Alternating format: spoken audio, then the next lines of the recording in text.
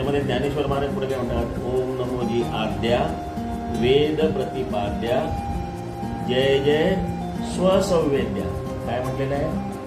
स्वसंवेद्या. काय म्हटलंय? स्वसंवेद्या. स्वसंवेद्य म्हणजे काय की आता तुला भूक लागली, हो. आईला तू सांगितलं, आई मला भूक लागली, आणि आईने तुला सांगितलं भूक दाखव, तर तू आईला भूक दाखवू शकतोस का लागलेली? नाही. नाही. म्हणजे तुला भूक लागलेली कोणाला कळू शकतं? मला स्वतःला. तू लोकांना दाखवू शकत नाही.